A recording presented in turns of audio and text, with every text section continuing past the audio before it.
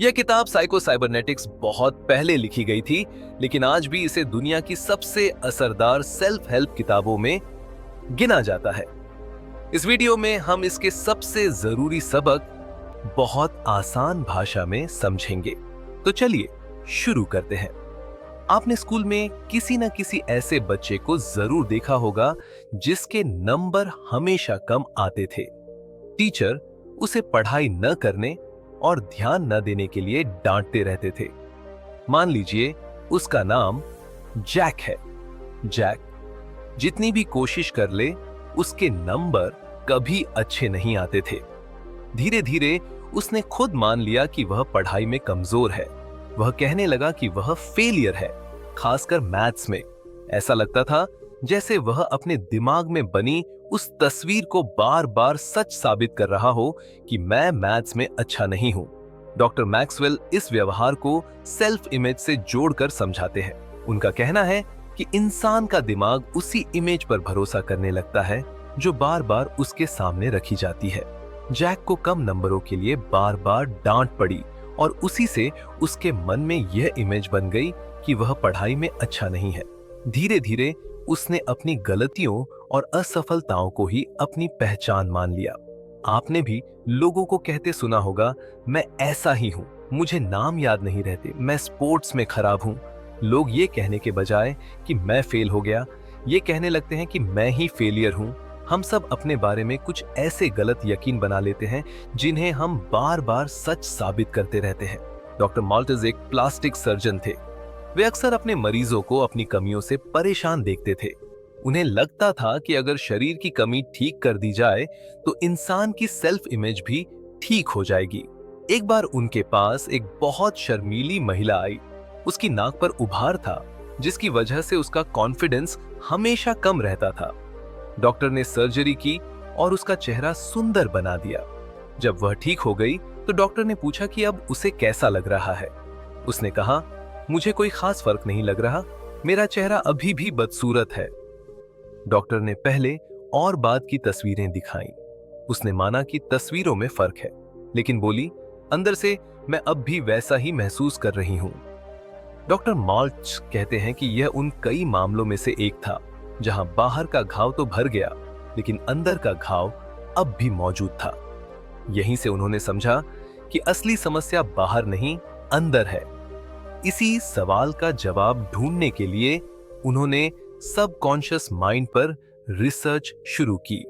उन्हें पता चला कि हमारा सबकॉन्शियस माइंड भेदभाव नहीं करता।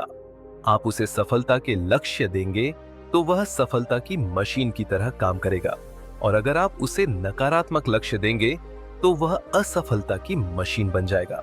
अब शायद आप समझ पा रहे होंगे कि आपको वैसा ही क्यों महसूस होता है जैसा आप करते हैं। तो सवाल यह है कि अपनी सेल्फ इमेज बदली कैसे जाए।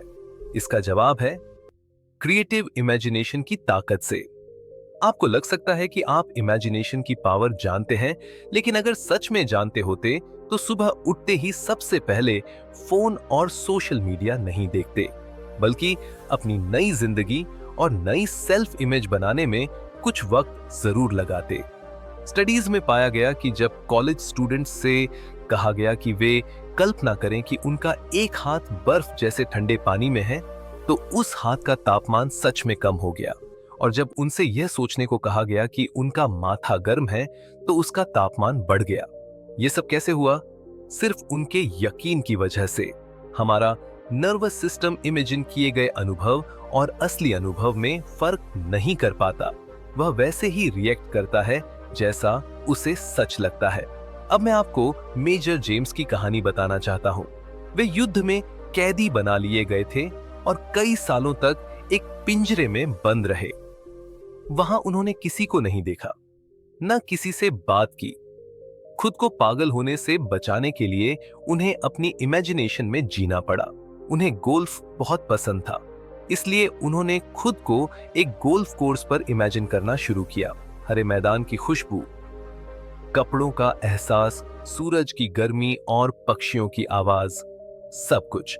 वे हर शॉट को अपने दिमाग में खेलते थे, हर मूव को विजुअलाइज करते थे। कई सालों तक उन्होंने रोज यही किया। जब वे रिहा होकर घर लौटे और पहली बार असली गोल्फ कोर्स पर गए तो उन्होंने शानदार स्कोर बनाया, जबकि इतने सालों से उन्होंने गोल्फ खेला ही नहीं था। यही है इमेजिनेशन की ताकत। हमें इसी ताकत का इस्तेमाल अपनी सेल्फ इमेज बदलने के लिए करना चाहिए। लेखक एक आसान एक्सरसाइज बताते हैं। एक कुर्सी पर आराम से बैठ जाएं। अब इमेजिन करें कि आपका बायां पैर धीरे धीरे कंक्रीट में बदल रहा है और हर पल भारी होता जा रहा है। फिर दाईं पैर पर ध्यान दें, वह भी कंक्रीट बन रहा है और फर्श में धंस रहा है।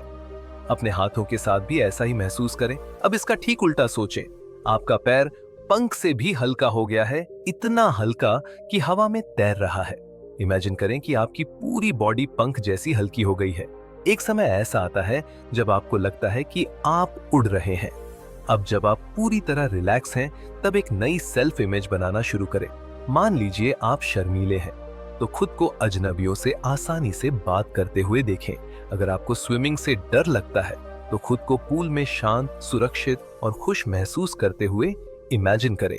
जितनी ज्यादा डिटेल्स हो उतना बेहतर। उस पॉजिटिव फीलिंग को सच में महसूस करें। हमने पहले शरीर को रिलैक्स क्यों किया? क्योंकि जब हम बहुत ज्यादा कोशिश करते हैं तो अपना क्रिएटिव मैकेनिज्म जाम कर देते हैं। जब हम रिलैक्स करते हैं और जबरदस्ती छोड़ देते हैं, तब दिमाग का वही हिस्सा एक्टिव होता है जो क्रिएटिव सोच के लिए जिम्मेदार है। इसलिए अक्सर लोगों को नहाते समय अच्छे आइडियाज आते हैं। इस किताब के कुछ और जरूरी सबक भी है। पहला है, विनिंग फीलिंग कैसे पाएं? वह फीलिंग क्या होती है? याद करें, एग्जाम वाले दिन जब आप उठे और अंदर से पता था कि आज आप अच्छा करेंगे, या ड्रीम जॉब के इंटरव्यू से पहले जब मन कह रहा था कि जॉब आपको ही मिलेगी। इसे शब्दों में समझाना मुश्किल है, लेकिन आपने इसे जरूर महसूस किया होगा। इसे हम गट फीलिंग कहते हैं। यह हमारी क्रिएटिव इमेजिनेशन से आती है। इसे पाने के लिए दिमाग में एक सक्सेसफुल पैटर्न चलाना होता है। अगर आप फुटबॉल मैच खेलने जा रहे हैं, तो परफेक्ट गोल को पहले ही इमेजिन करें। हर छोटी डिटेल और उस खुशी को महसूस करें। इसी तरह आप अपनी जिंदगी में विनिंग फीलिंग ला सकते हैं। दूसरा सबक है अपने दिमाग को हील करना। जैसे शरीर पर चोट लगने से निशान बन जाता है, वैसे ही इमोशनल चोट से भी निशान बनते हैं। हम अपने दिल को पत्थर जैसा बना लेते हैं ताकि दोबारा चोट न लगे, लेकिन इन निशानों को हटाना जरूरी है। एक बार एक पत्नी को पता चला कि उसका पति उसे धोखा दे रहा है। उसने उसे माफ तो कर दिया, लेकिन भूलने से इनकार कर दिया। वह कहती थी, मैं माफ कर सकती हूँ, लेकिन भूल नहीं सकती। सच ये है कि जब कोई ऐसा कहता है तो वह अंदर से माफ नहीं करता। इमोशनल घाव भरने की एक ही दवा है, सच्ची माफी। लेकिन शर्त यह है कि आपको माफ करना होगा और उसी समय उसे भूलना भी होगा। अगर आप भूलते नहीं हैं, तो असल में आप माफ नहीं करते। माफ करना खुद को हील करने का सबसे अच्छा तरीका है, क्योंकि जब आप किसी और को माफ करते हैं तो सच में आप खुद को ही माफ कर रहे होते हैं। तीसरा लेसन है, जवान कैसे रहें। मिस्टर रसेल डॉक्टर मॉल्ट्स के एक पेशेंट थे। उनकी गर्लफ्रेंड ने उनसे शादी करने से मना कर दिया था क्योंकि उनका होंठ बड़ा था। गुस्से में उसने यह तक कह दिया कि वह उन पर काला जादू कर रही है। इसके बाद मिस्टर रसेल अजीब तरह से बीमार महसूस करने लगे। उन्हें लगने लगा कि कोई कीड़ा उनकी ताकत खा रहा है। कुछ हफ्तों बाद जब वे डॉक्टर के पास गए तो वे अचानक बहुत बूढ़े दिखने लगे थे। उनके हाथ कांप रहे थे, वजन कम हो गया था और चेहरे की चमक गायब हो चुकी थी। डॉक्टर मॉल्ट्स ने उन्हें समझाया कि न तो कोई जादू है और न ही कोई कीड़ा। यह सब उनके डर और विश्वास का असर था। जैसे ही मिस्टर रसेल ने सच्चाई को समझा और उस पर भरोसा किया, उन्हें तुरंत राहत महसूस हुई और उनके चेहरे पर फिर से जान लौट आई। इससे हमें यह समझ में आता है कि हमारे अंदर की लाइफ फोर्स अच्छे इमोशंस पर बढ़ती है और डर, तनाव व नेगेटिव सोच पर तेजी से कमजोर हो जाती है। लेकिन सिर्फ खुश रहना ही काफी नहीं है। जवान रहने के लिए शरीर को एक्टिव रखना भी जरूरी है। यही वजह है कि जो लोग स्पोर्ट्स या फिजिकल एक्टिविटी से जुड़े रहते हैं, वे अपनी उम्र से कहीं ज्यादा जवान दिखते हैं और महसूस भी करते हैं।